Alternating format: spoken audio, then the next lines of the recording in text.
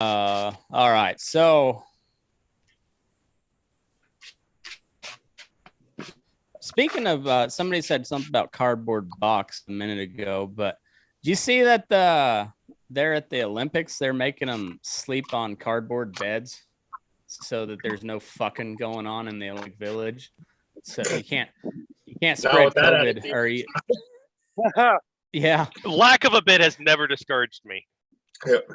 Right. I mean, it's now I just like they have to know they just made a game out of it at this point. I mean, they're gonna build it's like they're gonna build little fuckboards in there. Yeah, exactly. They're just gonna like have a shantytown just of orgies. But let's see. All right, so on the screen here we got top left, Jeremiah. You are former Special Forces, is that correct? Yes, I'm a retired Green Beret. Hell yeah. Well, and whereabouts are you now? Now I live in Parker, Colorado. So I retired out of 10th Special Forces Group, and my wife and I just decided to stay here. Right on. Parker, Colorado, you said? Yeah. It's kind of like right, South Denver. South yeah. That used to be a little bitty town. Yeah. And it's of course Denver grew up. Yeah, it's like a mix between, subdivisions and pastures pretty much. Yeah. I'm pretty familiar with that area. Where are you from originally? I'm originally from Ennis, Montana. Okay, so you're a western kid, anyways. So yeah, right on. And all right, so Justin, you're up in Virginia right now. Justin Willis. Yes, I'm in Alta Vista, Virginia, at the Walmart parking lot where there's enough service to do this. There you go. And you're retired Marines. I did 9.5 years and called it quits at that. I couldn't take it no more. I just hated going to work every day. But I served as an armorer, weapons repair, and did 2 deployments doing route clearance. Was out of the ordinary for the MOS, but I had fun with it. Well, there you go. Oh, fucking Facebook. Facebook's not letting me go live. God damn it. Those sons of bitches. Oh, well. I can share it onto the Facebook page. But and then we got bottom left, we got Nathan, and you said you were in Florida. Now you're just kind of bouncing around looking for another ranch gig. Yeah, man, we've always floated kind of, man. I've been in Florida day working for a couple years, and we're just ready to get back out west, man. We're getting pushed out by everybody from up north. The cost of living's too high. Like, you can't day work for a living, if you don't have a solid gig behind it. The money's just not for sure for the Bidenomics, Yeah, Bidenomics. That's for dang sure. That is for dang sure. And are you from Florida originally, or where are you from? No, I mean, I grew up in Kentucky, and then I gave the Army 5, an infantry kid with the 101st, and then, man, I've just bounced out here, freelancing and day working these cow deals. I mean, we've really gone about everywhere.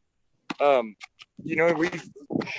just trying to carve out a living in the cattle business, and it takes $3 or $4 million to make $60,000 a year, and we don't know where to get it. So right, that's about right.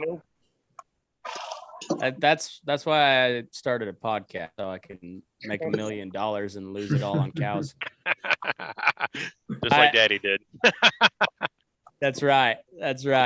And then bottom right, we got Chris Friel. You said you're up in California. Yeah, unfortunately, yeah. That's all right. And where are you from originally? Originally, I'm from Arizona. I did 4.5 years in the Marine Corps.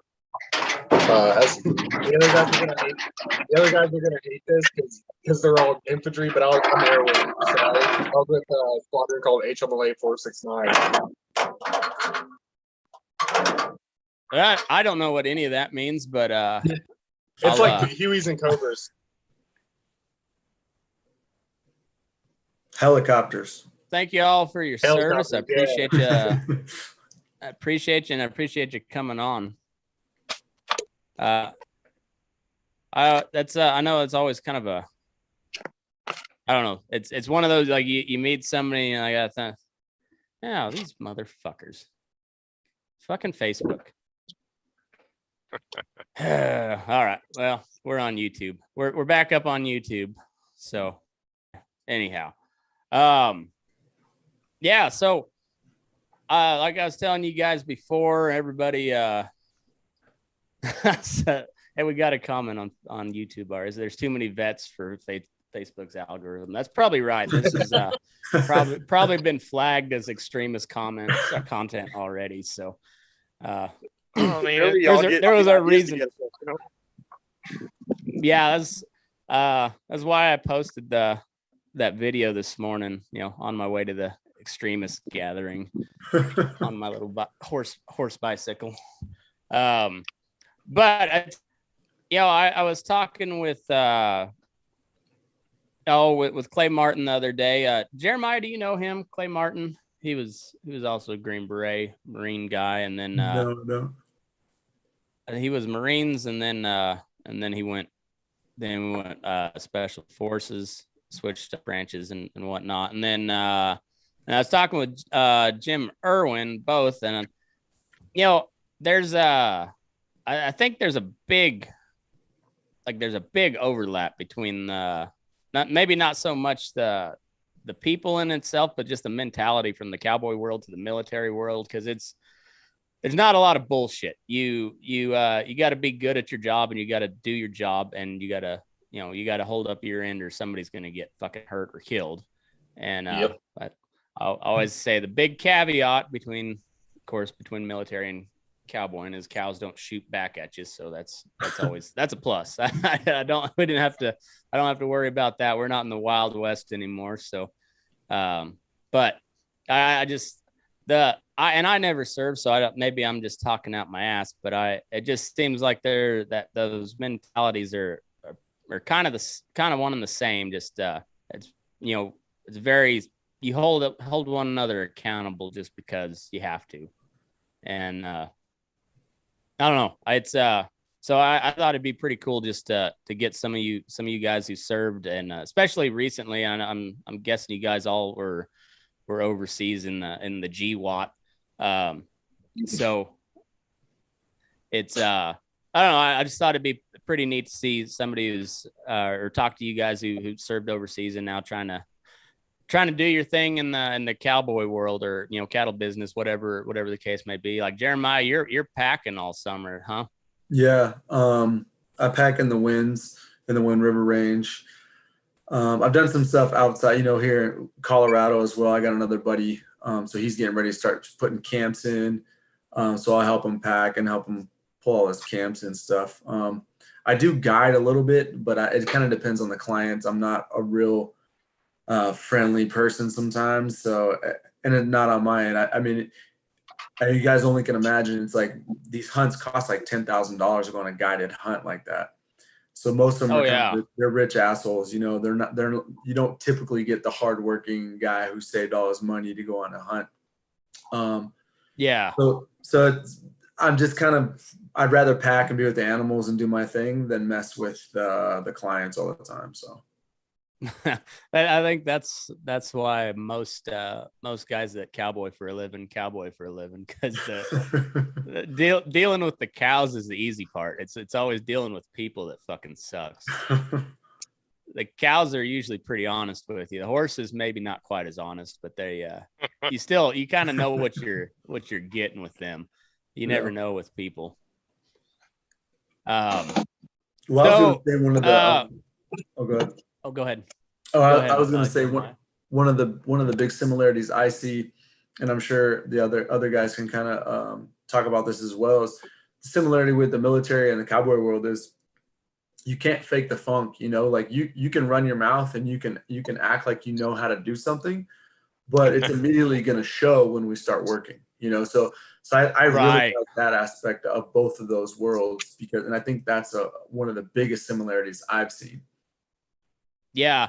I've mentioned that before. Like it's one thing to fake it till you make it, but it's that faking it only goes so far. There's and it becomes just real apparent when when you're actually faking it. It's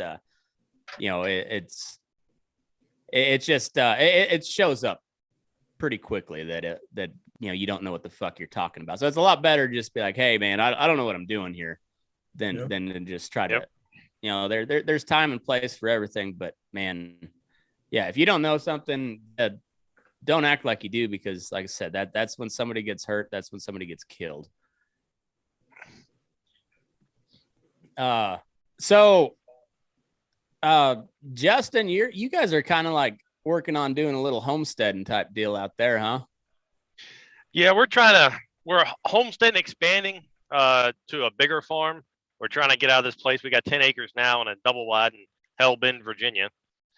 And we got 180 up at the new farm, and we're up in our hog operation. Our pork sales is all direct market.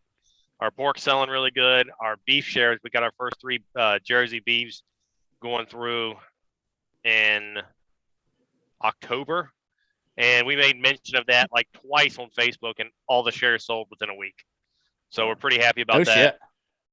Yeah. Hell yeah, man. That's awesome. Yeah. And we've only got one person that's going to kind of squirrely about the fact they're going to have to pay butcher costs plus per pound hanging weight. And I'm like, well, if you cancel, I would actually like to have some of my beef. I didn't mean to sell it all. Yeah. I know what you mean, but if it's when it's gone, it's gone, and if people are paying for it, it's might as well. I just weighed my I got 2 steers on feed right now. I just weighed them yesterday afternoon, and I got one that he's ready to go. They're both big old Charolais cross steers. So one of them weighing in at 15, and the other one was just shy of 13. So he's got about a month left before I knock him. But that other one's ready to go any day. So I'm looking forward to it. There's gonna be some big ass ribeyes. That's the low income hustle right now for everybody, isn't it? I mean, it's selling box beef. Man, I have been pounding the table for direct to consumer forever. I mean, Justin, you've been listening for a while. I've been at this for like 2 years now, and that was one of the first things I talked about is, everybody bitches about, RCAF, NCBA, the big packers and whatever, but like nobody or very few people are like spending the time to market their product. And they're going to the sale and bitching about the prices, and then I'll have folks, well, I can't just switch around my entire my entire operation to do that. Well, you don't have to, but you can sell 2, 3, 5 head of fat steers on the side, and you might not break, or you may not make a profit overall, but you can at the very least cut into your losses by making a little bit of money selling beef. And then with this whole I don't want to get kicked off of YouTube as well, but the pandemic showed us that our food supply chain is a little bit fragile, and there's a lot of people didn't realize that you could just drive a little ways outside of town and find a rancher that's got some beef that would be happy to sell it to you. And that's been probably the best thing for the ag community, or at least in the ranching community since this whole pandemic shutdown thing was, there's plenty of opportunity to make some money selling beef, just direct to consumer or something along those lines, just marketing your own beef. And that's been pretty cool. I'm glad to see you guys it's working out for you guys in Virginia too. That's pretty rad. Thank you. It's awesome. Yeah. And so like how long have you guys been in the cow business or cowboy world? I know Justin, you're pretty new to it. Yes. Jeremiah, I imagine being up in Montana, you've been around it some at least. Yeah. Yeah. My dad was a cow boss on a ranch when I was a kid, up until I was about 10. So I mean, I was kind of born into it, and then later on when we moved, we got away from it for a while, and then kind of off and on in the military. It's kind of hard to maintain hobbies that are actual work. So yeah, for sure. Nathan, how about you? My resume says I got 20 plus years when you put it on paper, man. But I mean, it's I guess got to get some real money up. It just never comes together, and we always end up back on a cow, man. I think something that gets passed over on the veteran community a lot, and I see it more and more with other guys I served with. Dude, everybody's looking for a little bit of peace somewhere in life, and I think that kind of being out and dealing with the horses, dealing with cattle, being around some of that is providing a big hole for a lot of guys that's maybe being missed by some of the other veteran community. I think it's got a lot of benefit, but I mean, we're pretty committed at this point. I mean, it's the way of the horse and the cow, or we're going to starve at my house, Yeah. Well, that's, I think you're right. And, I've been hearing a ton, especially over like the last, 5-10 years, like, especially with all these vets coming back from Iraq and Afghanistan, there's we know more about PTSD than we ever have before, but we also know that the VA ain't gonna do a goddamn thing about it. And but there's a lot of therapeutic good that comes from just being around animals, and in particular horses, like just working with a horse, because a horse will whoop the fuck out of you if you don't know what you're doing. And then a cow too. I mean, like, it's amazing how quick a 150-pound calf can just kick the dog shit out of you if you don't know what you're doing. Or even if you do. There's no doubt there. I mean, you slip a leg or something when you're branding calves or something, and you'll get kicked in the teeth real quick. And those little hooves hurt. I work with the natives up here. We got the Santa Rosa and the Cahuilla, and we were up there helping a friend castrate some calves and stuff like that. And I didn't realize how winded I was until I started working fucking calves. I was trying to grab. I was one of the ground men. I'm trying to flip them over and shit, and I was getting my ass beat. Yeah, those the natives are some of the handiest guys around. They're some of the wildest motherfuckers around too. But they can ride anything, they can rope anything, and then they're gonna talk shit the whole time too. If most of them I've been around, I've not been around, growing up where I did. We had more of the Mexican cowboys than we did the Indian cowboys. But out here we got the Paiute Res, and we got the Washoe tribe, just not too far either. And so there's still plenty of the Mexican cowboys too. But I've been around the natives a little bit more, and yeah, they're damn sure handy. But they're funky as hell. It's funny because where I live, I got a friend who's Lakota, and he's from way up in I think South Dakota, and he ended up coming out here, and he was talking shit on the natives here because his great grandfather's like Sitting Bull or some shit like that. Oh, it's just funny the rivalries they got. I grew up with a lot of Navajo in Arizona, and there's a rivalry between all of them. But at the end of the day, if you go to a rodeo like a Navajo and Apache, they'll shake hands and they'll go out there and fucking do it. Yeah. Now, did you grow up around horses and cows, Chris, or are you pretty new to it? So I grew up in Kingman, Arizona. I don't know how many people are familiar with it. I grew up mostly around horses because my parents were like, I'm first generation when it comes to the horses. My mom worked on a track, but my dad didn't really know anything. So we ended up getting out there, and I grew up around a lot of rodeo. Uh, we had one kid I remember in high school. They would drive their dad's truck to school. It was a big old diesel dually, and it was a PRCA rig. You know, it said Stephen Dollarhide or Saddle Bronc champion on the side of it. So I grew up around a lot of cows and stuff. I kind of got out of it when I got into the Marine Corps, and then once I got back, I have 9 acres out here in California.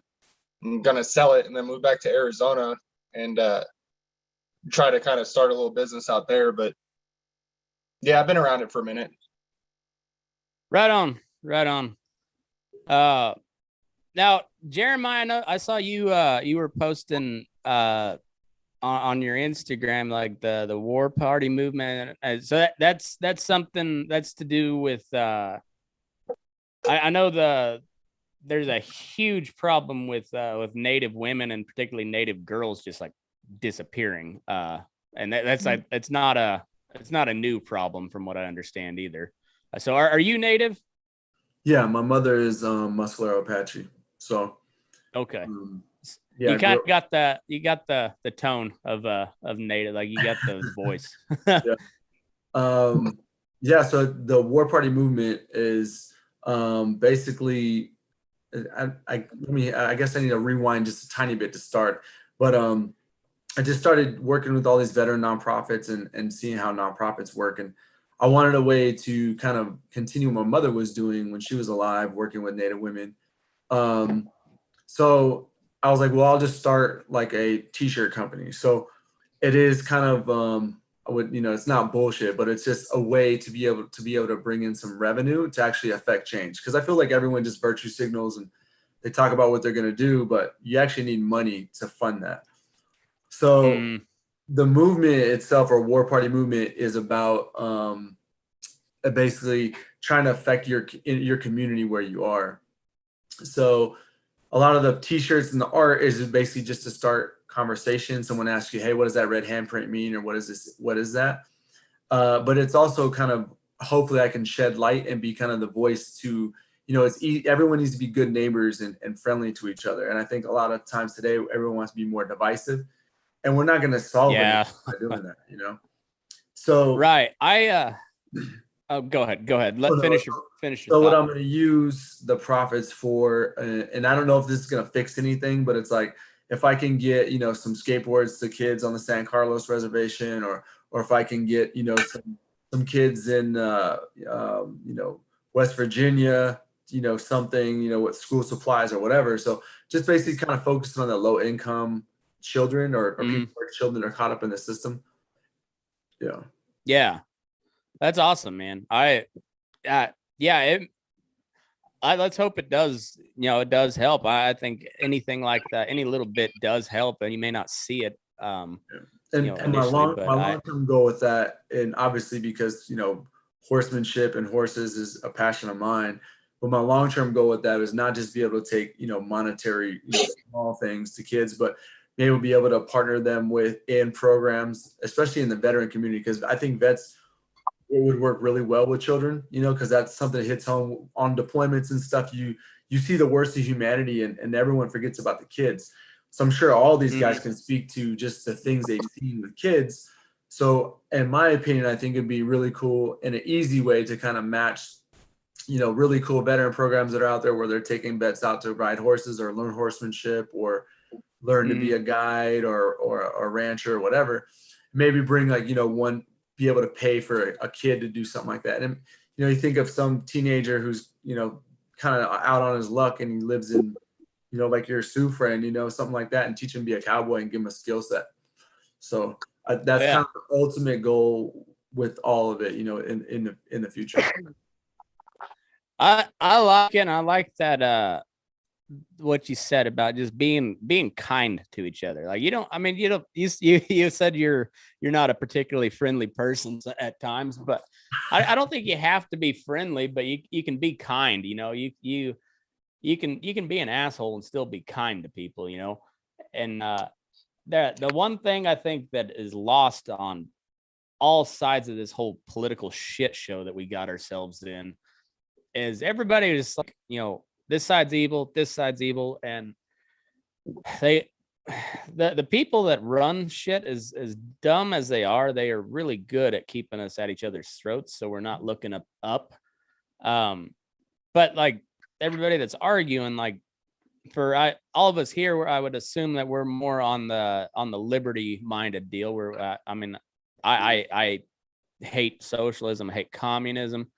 I'm not a conservative. I'm more just I like liberty is like my starting point on everything, is individual liberty. But that being said, all those socialists, as fun as it is to say, you know, make the memes about throwing them from the helicopter or whatever, putting them in a wood chip or whatever. If everything goes like, you know, if you say we live in a libertarian world tomorrow, those socialists are still going to be there, and and you can't really just execute them, you know. So you have to figure out to live together. And at some point, you're just like, all right, fuck, go be a socialist over there. I don't care. But like, we still have to figure out how to live together. And I don't know how we bridge that divide so much, other than just actually having discussions and not just screaming at each other, you know. But I don't know. It's a weird world we live in right now. Yeah.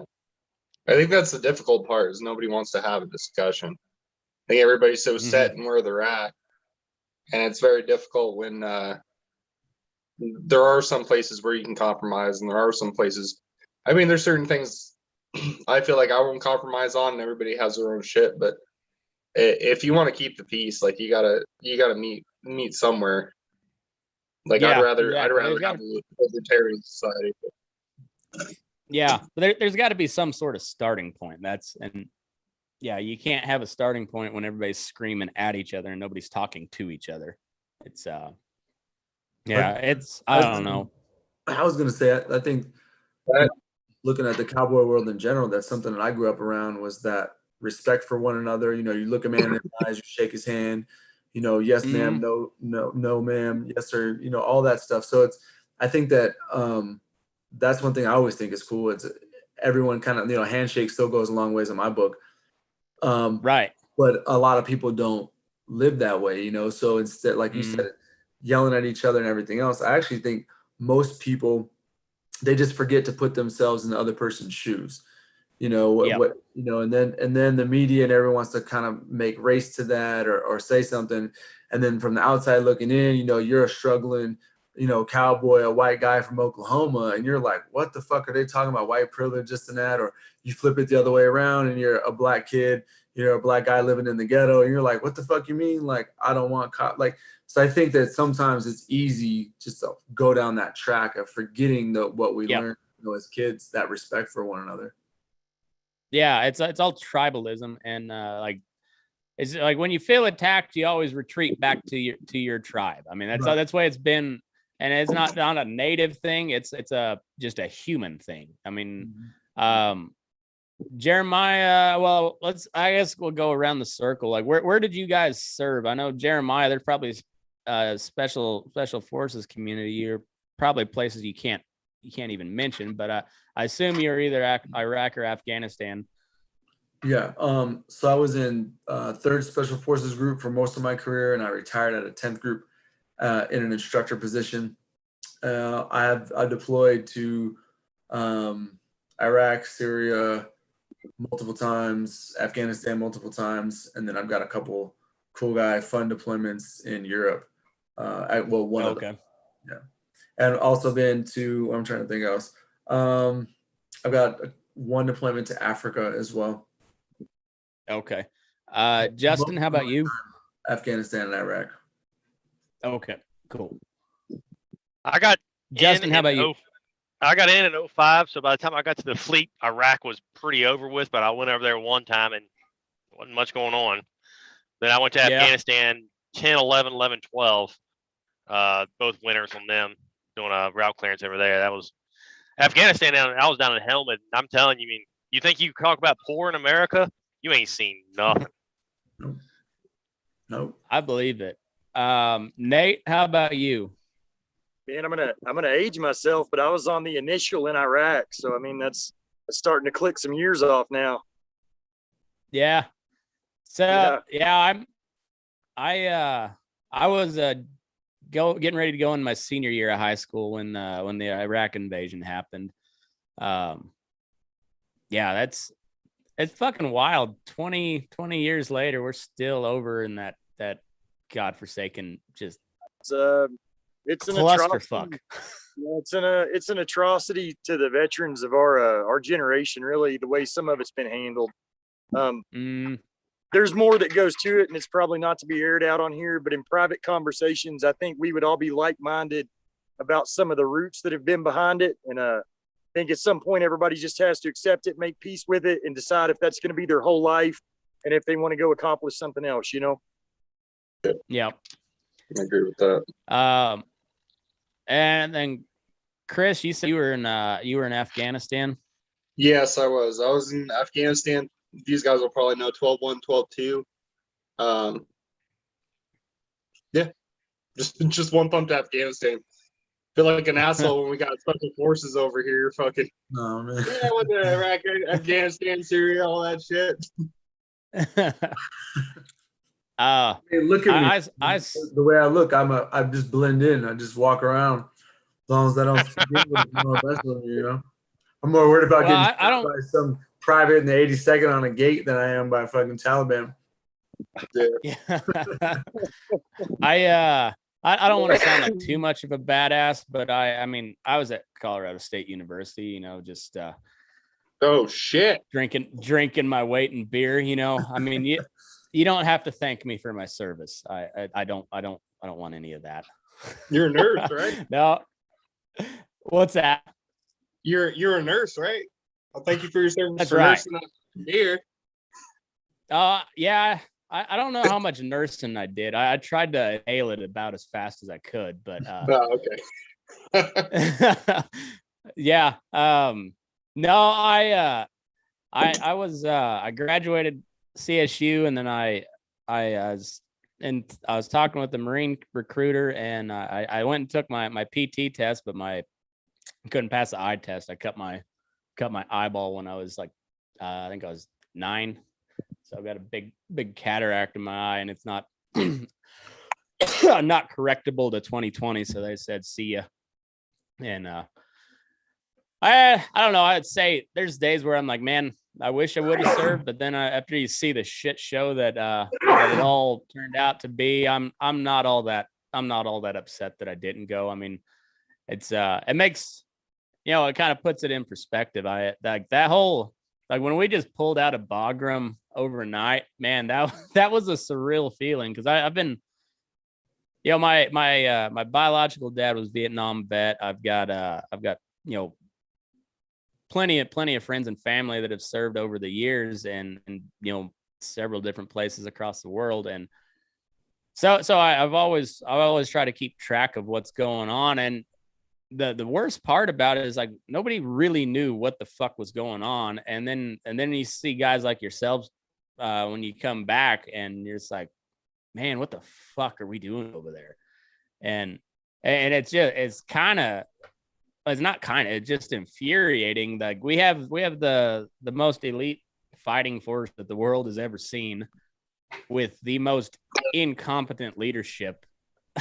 I mean, my God, like it's just it's a shame the amount of incompetence from, you know, the commander in chief all the way down through the, you know, the leadership ranks.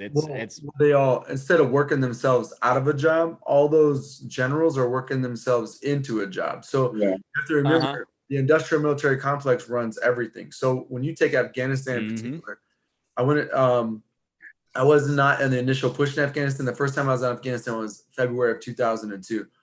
And for the first like 5 years of Afghanistan, conventional forces didn't own battle space and weren't in charge of anything. And then they brought in the regular military. So once the regular army comes in and everyone established these giant footprints, now you have all these companies, Raytheon, KBR, all these, billion-dollar contracts. And as much as like big tech wants to talk about the military, they have giant contracts with the military. Like, who do you think runs all our satellites and our computers and does everything? That's cyber. So big tech does that. So like Cisco, has a billion-dollar contracts with the military.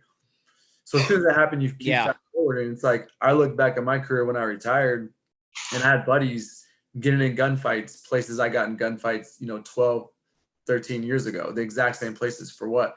And these generals, the reason why, instead of working themselves out of a job, they work it in. So they retire on Friday, and on Monday they walk right across the street to Raytheon or back in the Pentagon, and and that's all they're doing. So it's all about money, man. Like, I think everyone forgets that, and it's important for me to remind, especially the regular military.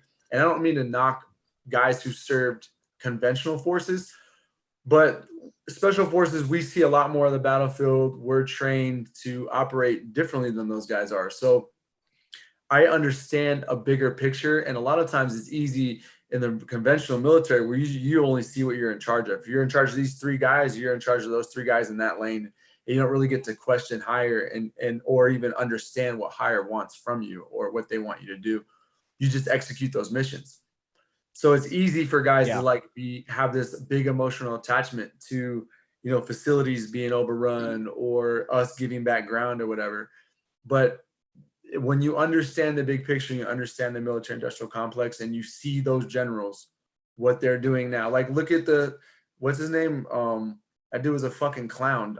Lloyd Austin. When I was in my first time going back to Iraq, ISIS, he was in charge of us. And we literally had to brief a 4-star general to go out on ops when we could have went out, been killing bad guys the whole time. But instead it took all the way until Trump came in office before us to get authorities to actually do shit in Iraq and Syria.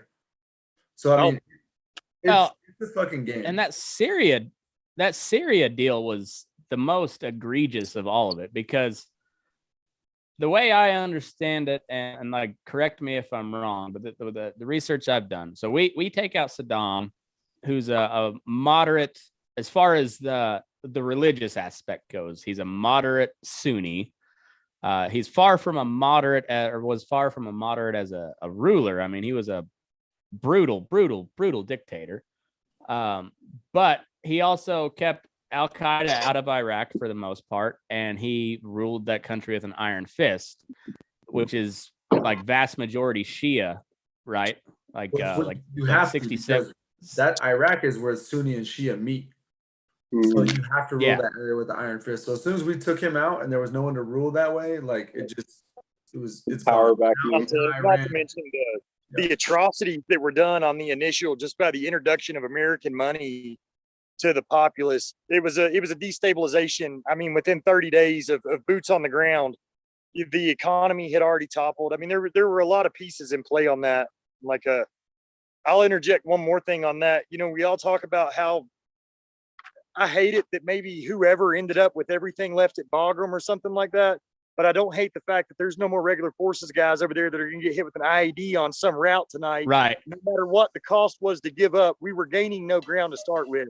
So, I mean, Trump, Biden, whoever did it, it's a positive thing for America that my kids coming up aren't going to end up back in the same hole. So, I mean, that is the takeaway from no matter how they got fighting. You just got to cut your losses, Yeah, and fighting the same Taliban fighters that have been fighting their entire fucking lives over that same ground. They know it better than we do. They know, and I mean, it's just you look at those Afghans. I mean, the Russians tried like hell to wipe them off the planet. We helped them with some RPGs and shit, and they lost. And then the British, Alexander the Great, like everyone's been there. Yeah. And then they go back and they're using those same RPGs that we gave them and trained them on to shoot down our choppers. And same radios too. Like they're right. And I mean, from what I've understood, like they're pretty pretty handy fighters, that like the hardcore Taliban guys, because they've been doing it for a long fucking time. They kind of know what they're doing. Yeah, they've been doing it for a minute. Like, if you go back to Russia invaded Afghanistan. Our goal was to outspend them to push them out. We pushed them out, and then now we're in there. Afghanistan's called the what is it? The graveyard of civilizations, or the graveyard of empires? For Graveyard of empires. Yep. Yeah, it's and Afghanistan as a country is, I mean, you might as well not even have it, because it's tribes and warlords, right? I mean, yeah, you have this clan, and that's what they identify with is their tribe. Don't underestimate the lucrativeness, at least up until the introduction of fentanyl, of what the poppy fields were really worth in value on a regional basis, though. I mean, Yeah. there's a lot of struggle for that on a backdoor deal that I think a lot of people never took into consideration. There's a lot of wealth gets generated out of conflict, and a lot of redistribution of wealth. A lot of redistribution of wealth within a local economic structure, Yeah. Well, it's funny you brought up our Secretary of Defense, Lloyd Austin, who before he was a 4-star general, right? Yep. And then he joined the board of Raytheon. Yep. And now he's the Secretary of Defense. And just so happened that there was some sort of arms deal that was not supposed to go through with, I forget which Middle Eastern country it was, but it doesn't matter. We're giving money to all of them. It doesn't fucking matter. But there was some deal that was not supposed to go through that all of a sudden got greenlit as soon as Lloyd Austin becomes and it was a Raytheon contract, by the way, that got greenlit as soon as he becomes Sec Def, and it's like, oh well, that's convenient, just real convenient. Weird. And weird. Yeah, and people will like they'll pile on Biden, which with good reason. I mean, pile on, that guy's a fucking idiot. But they fail to remember that it was old GW and Dick Cheney that started this whole thing. That was a hardcore Republican administration that pushed the whole thing. And Trump, he did some good. He did do some good, but I think we found out he wasn't all that competent as a leader either. I mean, maybe he was just in over his head. I don't know, and that's probably a good part of it, because I think you're just also hitting on the establishment of both parties and how much how everyone thinks that Republicans and Democrats are so divided. That's what they want you to think. But the establishments of the right and the left are not divided. They're both about making money. So right. So like there's the wars, like they could have solved problems if they actually wanted to, but they don't, because both people make money on both agendas. Right. So there's a bill that's just got introduced, and it was sponsored by Mike Lee, Bernie Sanders, and Chris Murphy. So two we got a socialist, a very liberal Democrat, and a almost libertarian Republican introducing this bill that basically repeals the War Powers Act, and it cuts off federal or foreign aid to or maybe it's arms sales or whatever. And I bet you that bill goes absolutely nowhere, because Republicans and Democrats alike will say, nope, we can't do this, because we got to have a strong executive at the head of the military. And so that just means until they really get serious about it, the president can say, hey, we're gonna bomb over here, and then he has 30 days to give a reason why we bombed or inserted troops. Like you can just start a war wherever you want to without congressional approval. You just have to notify them within 30 days or 60 days, something like that. And what is this? Yeah, so notice, like, what the fuck? Yeah, exactly.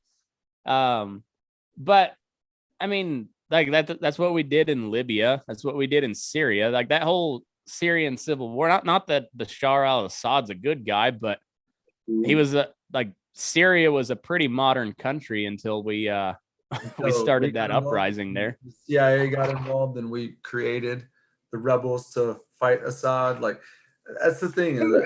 War is $1 million industry, and people don't understand how many countries we're in. You know, like you can look it up. Yeah. Like, it's not secret that I was Special Forces, and that Special Forces operates in over 190 countries worldwide. Like there's a lot going on. I think that the American people they can look. It's open source. You can find it out, but we don't do that. We just go for the shiny objects that MSNBC or Fox News is telling us. Right. And then they so they do a really good job of setting the narrative. And so it's like the tax argument. They will fight like cats and dogs over whether the top tax rate should be 39% or 35%, and just ignore the fact that at the very least they're taking 35% of your money. Yep. And they just don't want you to focus on that part. It's 35 or 39. That we're gonna fight to the death over that. But in the meantime, we're still getting fucked by the government, both sides. We're still sending millions of tax dollars for abortions in Pakistan for whatever reason. But and gender studies. Yeah, in general. Pakistani gender studies. Yeah, that's what I was thinking. The gender studies. The Capitol Hill police, allowed an insurrection or whatever. Complete and utter failure of policing on January 6th, but yet they got $120 billion. And now they're opening offices in different states. The Capitol Hill police is opening offices in Florida and California. It's because the FBI was getting sources. Like, right. Whitmer deal. The whole Whitmer kidnapping plot. That's getting very juicy. Yeah. There's like one of them was an informant. Secret like police. 12 out of the 15. 12 out of the 15 people involved were FBI informants and or agents. It just, fucking wild. Just wild.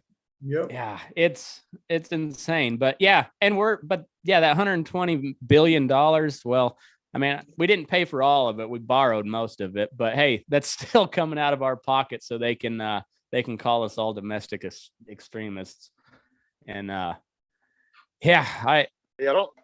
if I get called a domestic extremist and some fucking ATF agent breaks into my house, I'm gonna be butt ass naked with a tomahawk. I ain't fucking doing this today.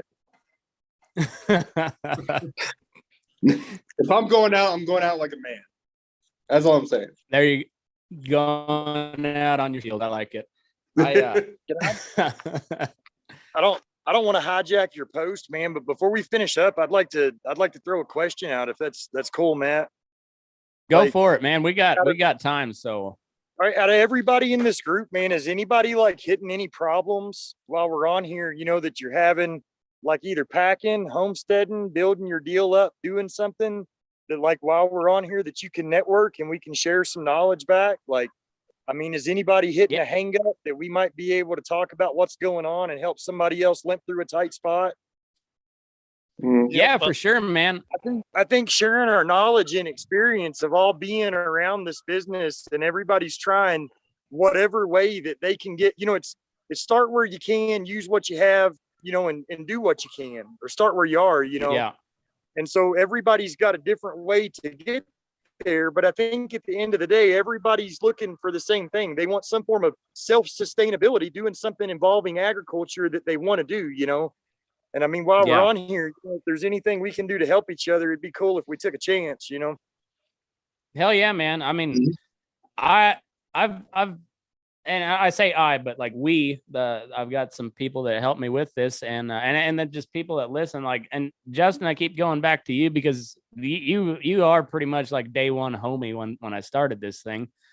And it's this whole community has grown way bigger than I ever expected it to. But I've got close to 17,000 people that like my Facebook page, and I feel like I have some sort of obligation to do something good with it. And so like, if you got a side hustle that you want to shout out, if you're looking for a job, anybody can hit me up at any time. I may not reply immediately, but on my website, I have a deal that says support small business. And if you fill out that form, I get that to my email and I will do an ad read for free, just because small business is what the background, and it's the backbone of this entire economy. And it just got gutted by the government. I mean, don't get me wrong, COVID deal it's a real thing. That shit killed a lot of people, but very few people had any problem just shutting down the entire fucking economy. Like, under what authority do you have to say that your job is not essential and you can't go to work?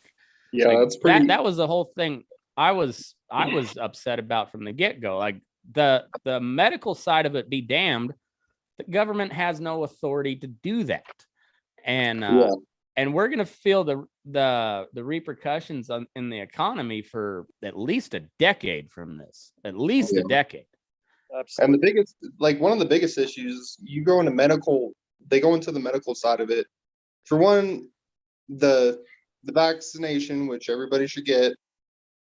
YouTube gods be damned, but they none of them are liable for any side effects of what happens to the vaccine. Mm-hmm.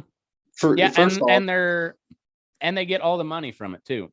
Pfizer made $32 billion profit from the vaccine in the first quarter this year. The first quarter. Yeah, I think some of that should probably go to lawsuits if the government would fucking back off of that. But if we spent how many $1 billion to develop this vaccine. And by the way, like, if this thing actually is safe, which I'm not saying it's not, I'm saying we don't fucking know because it's only been around for about 9 months or so. Yep. There's no way we can know the long-term effects of it because it hasn't been around long-term. But if this thing is safe and effective, like they're saying it is, like, this new technology could be fucking revolutionary, and it's almost a lost cause at this point because people just don't trust anything they're hearing. Yeah. And it all starts because Orange Man bad. And I've got my problems with Trump, but I'll give credit where credit's due. He mobilized the entire force of the federal government to get this thing through.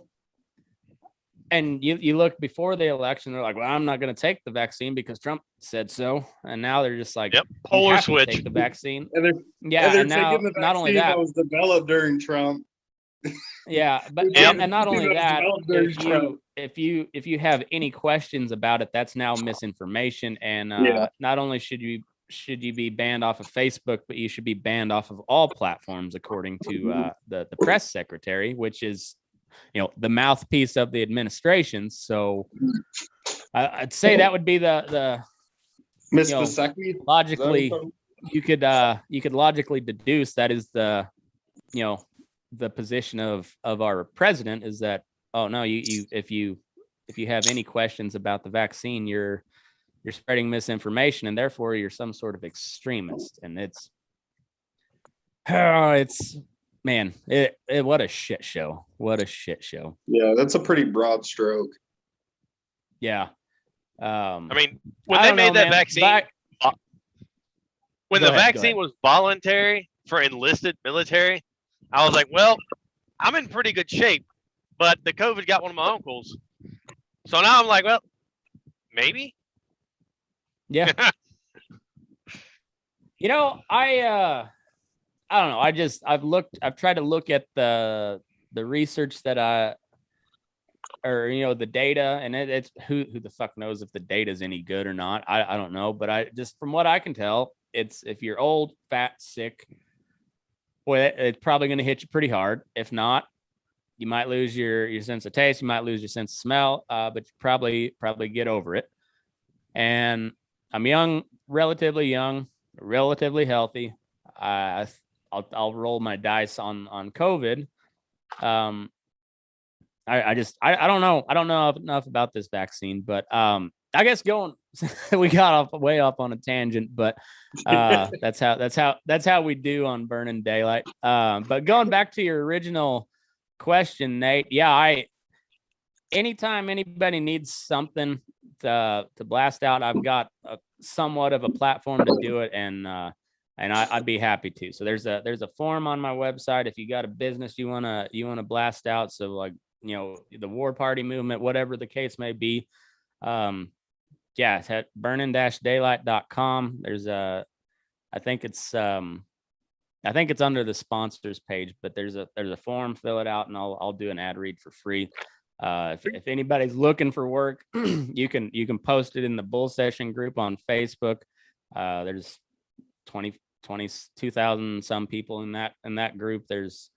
And more than anything, I want to get guys like us all talking to each other, helping each other out, because that's what America's all about. You take care of your own, and then you got two hands, one to pull yourself up with and one to help the next guy up. And who's the guy on here that was renting the pigs? Which one's renting the pigs out? Me. I'll rent. You're so happy to answer that. Rent pigs. So you were saying that you had a lot of you're going direct to market with your sales on that. Like, are you getting that in restaurants? I mean, are you going that approach with it? And I'm not that scale. No, I'm not that big. No. Have you looked? We looked at this a few years ago, man. I mean, we've literally over the last 15 years, man. If I've seen it and thought we could do it and make money to burn it up on some fucking cows, we've looked at it or tried it, And so, I looked at the heritage hog deal real hard 5 or 6 years ago. You can pasture raise some pork out pretty cheap. Depending on what you feed it, you can change the flavor profile. But you've got different heritage breeds of hogs. And you can really go get your free bread, from Little Debbie Bakery and stuff like that. Keep your input costs down, and you can market those custom cuts of meat out to restaurants and stuff if you can get them on board. And it doesn't matter where you're at. I've seen the local deal really do well and probably add 15 to 20% value back on your marketable stuff. People really like knowing where their stuff comes from anymore. Right. And I think that surpassing organic is like an origin of growth type deal, Yeah. Well, and we're all kind of like old head millennials here. I'm assuming we're all within 35 to 40 years old. So we're kind of like the old end of the millennials, and the millennial market is now like the majority market share, especially on the food side. And yeah, that's the big thing, is people want to know where their food comes from. And on the cattle side, people have been really resistant to that for some reason. And mostly it's because that's everybody's doing it the way daddy did it, the way granddaddy did it. Yep. And that's not a bad thing, but people, what I have seen really, man, is the cattle business is so complex because there's so many avenues in and so many ways to make money. There's not very many producers that understand that like feedlots out this way are looking for certain type cattle at certain times of the year. People don't understand that when they're selling calves off early, guys are having to background them, preconditioned stuff. There's so many facets to the market that people are losing money out to. And I mean, I know the Packers are getting a lot of it on their markup, but man, it's capitalism and that's their business model. That's what they can obviously get it bought for, because guys are hauling them in 1,000 head runs to these sale barns weekly, and as long as that keeps going on, and as long as they keep letting the commodity prices dictate the slide down on what the feed yards are saying, man, cattle are going to be the same number at the producer all day. There's value added ways in, but rarely do you go to operations where them guys are really getting out there at daylight and doing the work. And that's what it takes. The places you go to where guys are making it, they're getting up, they're going to work, they're busy, they're not wasting movement, there's no bullshit about it. Everybody knows their piece, and it's just continuous flow of guys working together to accomplish it. And they're clean, they're keeping their places up, and it's a pleasure when you get to go to a deal like that and guys really have the knowledge. Yeah, and it's there's something to be said about the way your dad did it, the way your granddad did it. I mean, if it worked, it worked. But if you're not adapting, you're dying. And that's the same way. Like a cow doesn't change. The cows, I mean, we can change the genetics, but at the end of the day, they're they're a whole bunch of hate wrapped up in a leather bag, as John Wayne said. And they're delicious. And they are delicious. I've ate a lot of different game meats over the years. I've shot a few of my own, and I still my favorite cut of meat to this day is a good, well marbled, grain fed beef ribeye. I think that's about the most perfect cut of meat that was ever put on this earth. There's nothing as gamey as a grass fed T-bone guy. Oh man. Yeah. I've had some decent grass fed beef, but it's not my thing. And I know nothing against anybody that raises it, and that's what you like. That's what you like. It's not my cup of tea, but hey, a guy selling beef is still a friend of mine. So that's right. It just make a living how you can, and it don't work for a lot of people. Right. But there's like the market changes so much, and these guys are just they're at the end of the day, you're selling commodity cattle, so you're at the whims of the commodity market. But if you're selling your own beef how you want it, like you can almost set your own price. I mean, then within reason, you can get just about what you want out of it if you find the right. I mean, the beef is going to be worth whatever somebody's willing to pay you for it. And you can almost and double if you your can money be a good out. salesman, and if you can find the right avenue, the right outlet, and the right way to market it, man, you can really change your outfit pretty quick. I mean, like you can really turn things around if you do it the right way. But it takes some thinking out of the box and maybe not doing it the way your dad did. It's because the market changes, things change, and it all goes back to, like we were saying, people want to know where the food comes from. And what a better way to tell our story by showing it, like at the end of the, when you close the book on that story, you've got a steak on your plate. And that's the end product of that entire story you just sold. And so they're eating the steak, but they're buying the story. And right. The story's worth a bunch. I think one of the biggest challenges that we're looking at in our generation, man, is the steep increase in land and equipment. As the equipment becomes more technologically advanced, the price is obviously there. But 30 years ago, there was still a lot more cow ground than there is now. And with commodities trading out the way they are, the government programs and insurance, crop insurance really changed the game when it came through big. And so as that changes, there's no more really good, wet, irrigated ground that's in beef production. Now it's all in corn because that's right. It's all in different traded commodities that you can insure against the boards, and so it's really made beef producers be able to step up their production with less. There's not as much usable acreage for that, as there was 20 years ago, for sure. Yeah. Sorry, go ahead. No, go ahead, Chris. It's wild because, like, you hear about a lot of subsidies. They go to different ranches, and they usually go to people who are growing, vegetables, corn, all that shit.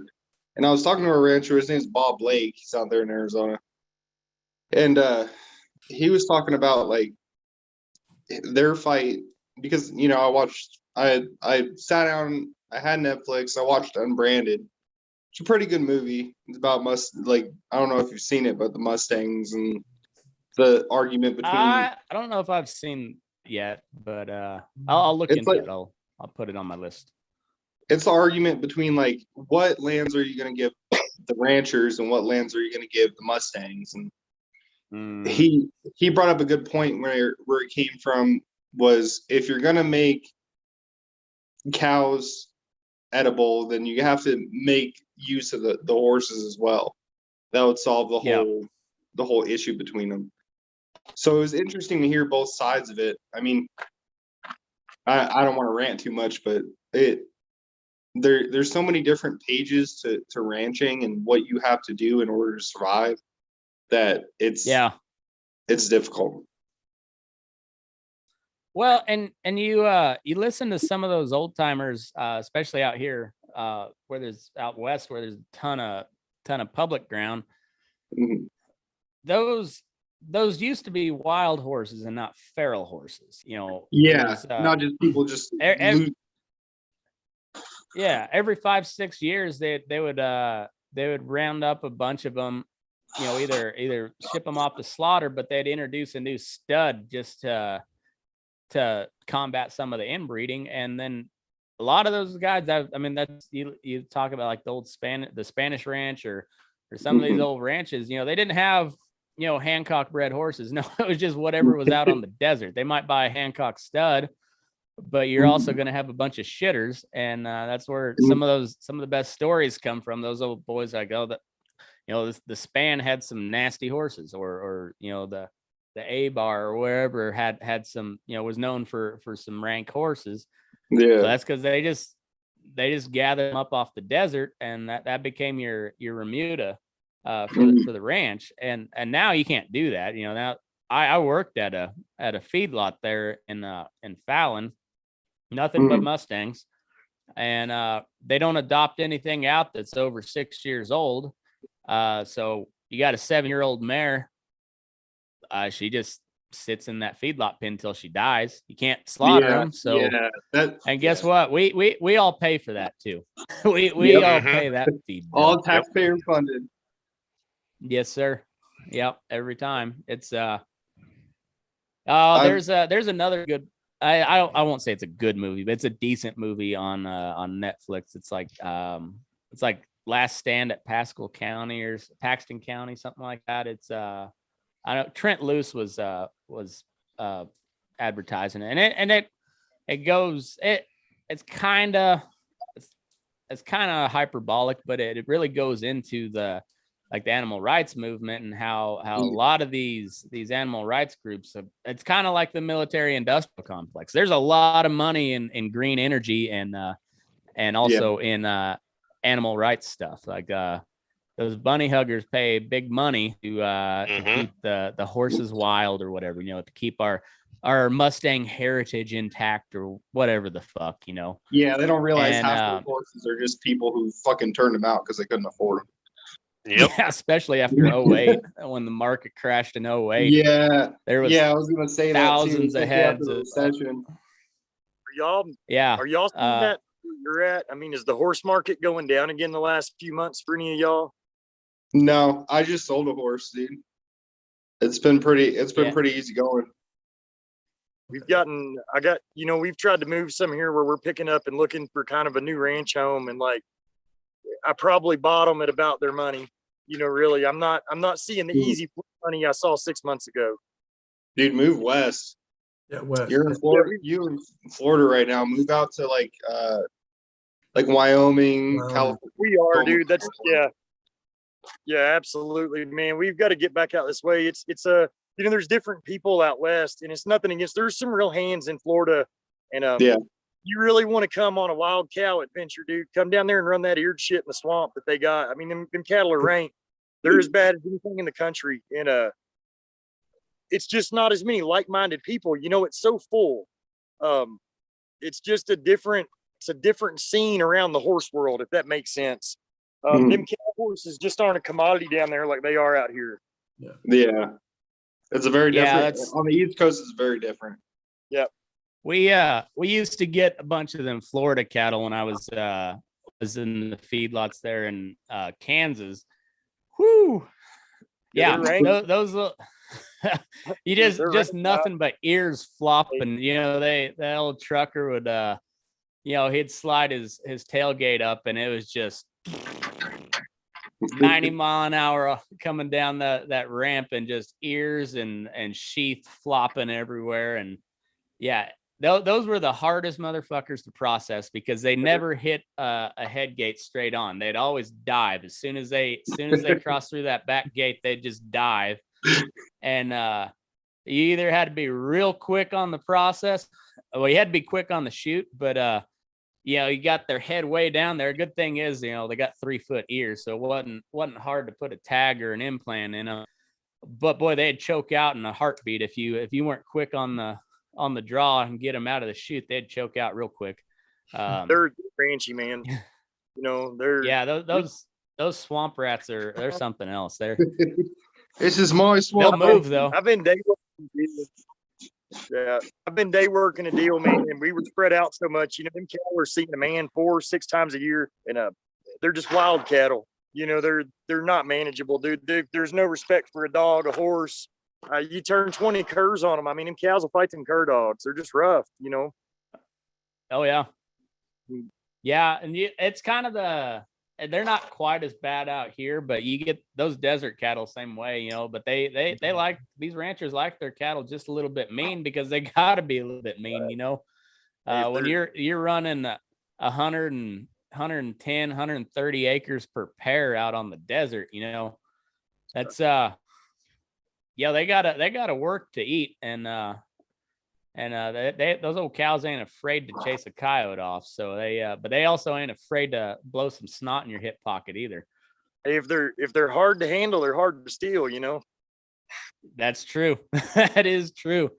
Yeah, it's I don't know, man. It's tough it's always been tough to make a living cowboying, but it's they used to be they'd at least kind of take care of you when you're on the place. Nowadays, they like the wages have got better, benefits have got a little bit better, but they also there's a lot less people that have a place for you. When you get on some sure enough ranches, they they'll usually have a place for you, but it might just be a line camp, it might be a single wide, and it's just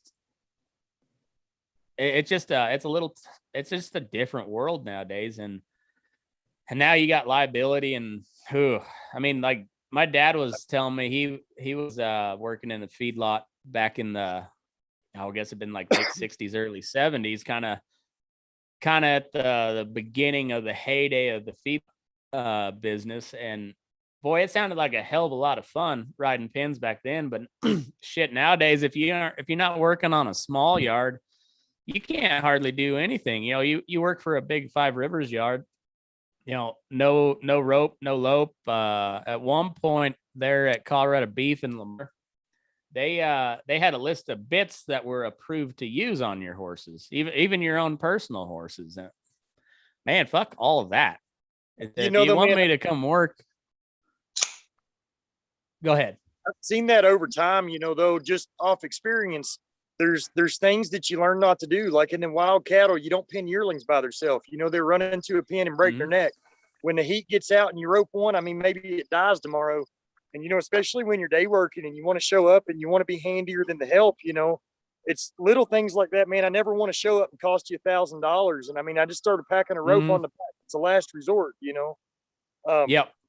I don't ever do anything that we could come back and fix cheaper tomorrow than I'm going to cost a producer if we just take it to fucktown right now. As fun as a good cow fight is, they just don't usually end well when they get right. Yeah. Yeah, like if you got to shake out if you got to shake out a loop, like that should be your last. Unless you're Brandon, that should be your last resort, and you need to get it done quick, quiet, just as fast as and sometimes that's low stress handling is it's a beautiful thing, but low stress does not mean no stress, and low stress means the path of least resistance. And sometimes the path and I most of my examples come from the feedlot world, because that's where most of my cowboying has been inside. But sometimes the path of least resistance is taking them down the fence at a run and not giving them a chance to turn back. Like that, if they even look back, they've got you beat on some of those. So if you can just keep them where they're like trying to poke their nose through the fence the whole time, stay on their ass and don't let them look back, and you can get them out the gate. And that sometimes that's the best way to go it. And then, you know, a lot of the big bosses don't like to hear it, but sometimes the easiest way to do it is just slap a loop on them and drag their out of the pin. Now, if you got a 1,500-pound fat steer, that's not the best idea. But even then, sometimes that's the best course of action. But for the most part, you know, I give my calves like 3 shots to the gate. If they're still not looking for a hole, then yeah, they're coming out at the end of a line. But it's you ball them up in a corner, slap a loop on them, haze them down the fence, and once you get close, then you come tie it, drag them out, and lay them down, get the rope off them as soon as you can, and be on your way. Because not only does if you have to do that, that's more time out of your day or less time in the day for you to do the other shit you got to do.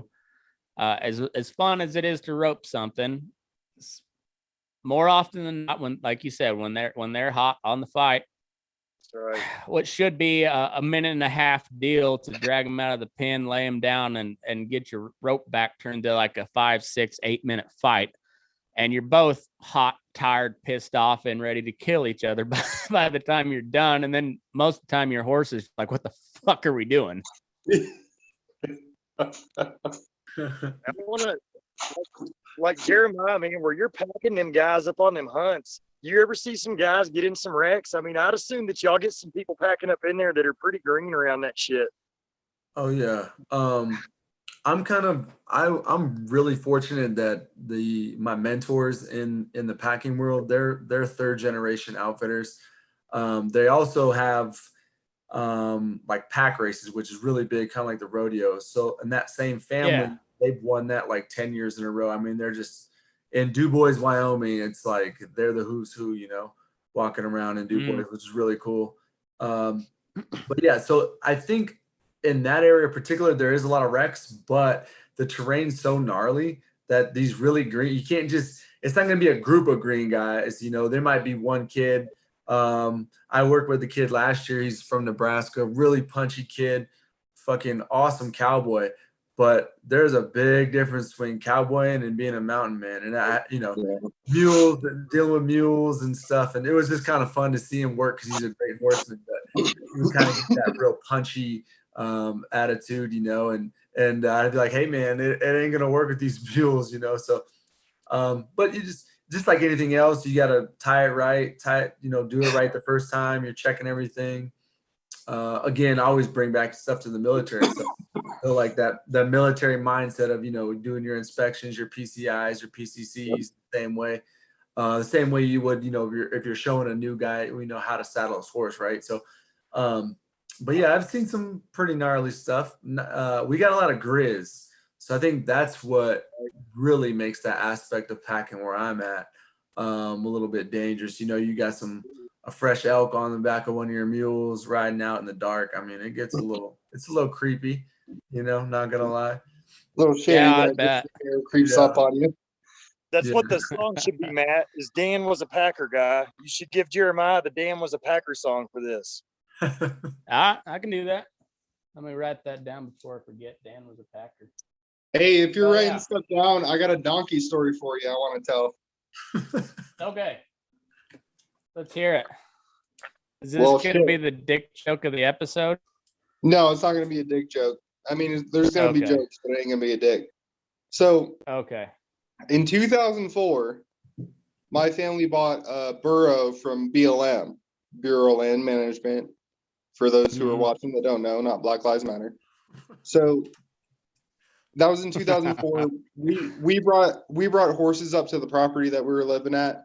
And they scared the shit because my mom had a Percheron quarter mix and he was like fucking 17 hands. So he scared the shit out of this donkey. Little right? fella. Yeah. Just we called him Tiny. But so scared the shit out of this donkey. The donkey went through the fence because, like I said, my dad's a jack of all trades and master of none, and fencing was one of the ones he was a master's at. So the donkey gets out. I'm like 13 years old, I think, at the time. And I'm crying, and I'm like, damn, dude, my donkey's about to leave because we bought the donkey for me, from what I remember. his donkey takes off to the mountains, never to be heard from again. And that was in 2004. So I got a text from my sister about 2 weeks ago. And she's like, hey, BLM texted me, or BLM called me. I was like, Black Lives Matter? It's like, what the fuck are they doing in Arizona? So she texted me, she's like, no, Bureau Land Management, they found your fucking donkey. So I was like, oh my God, this is what is it, like fucking 17 years later? I don't know how to count. I'm a Marine. So yeah. We got what's your favorite flavor of crayon, by the way? Oh, I knew that question was going to come up. It's red. It's red. Everybody knows it's red. So she texts me, she tells me that. He goes back and forth between my mom and dad, and they come to me and they're like, hey, like, what do you want to do with this donkey? I'm like, just take it back, because I'd rather her be on the property than in a holding pen. So this bitch must have belonged to the streets, because we get this fucking donkey back and she's pregnant. Like, I call this the telenovela of Donquita.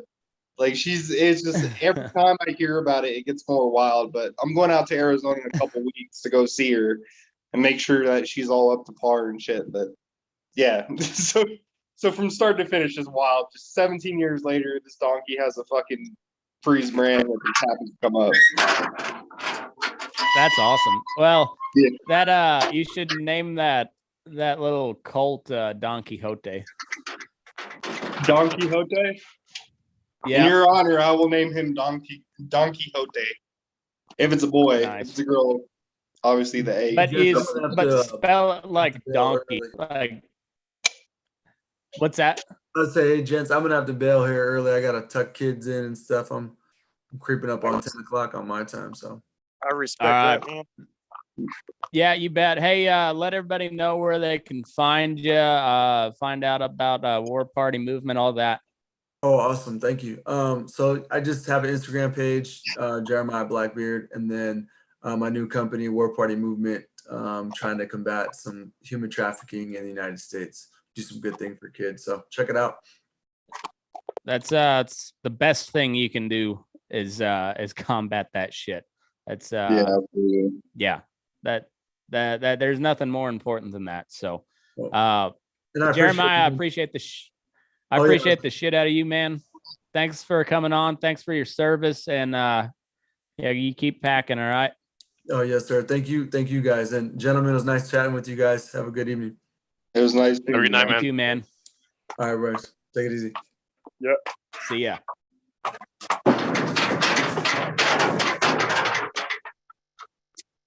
And then there were 4. Well,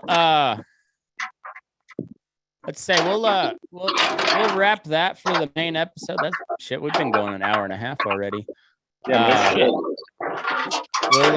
We'll call that for the main episode, and then we'll swap some war stories. Doesn't have to be actual war stories, but either cowboy war stories or war stories, whatever you guys want to do for the Patreon episode. But Chris, man, I really appreciated your message. So why don't you go ahead and sign us off?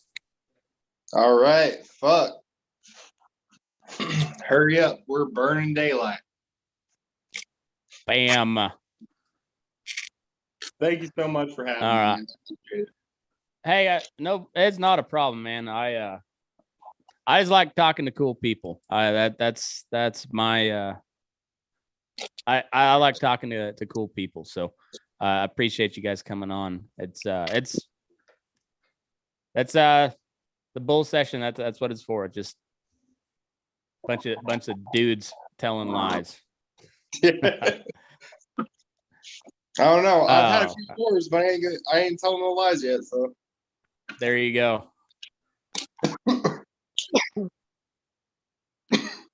All right, we're off the air now, right? Not if Pegasus is listening. In a proverbial sort way.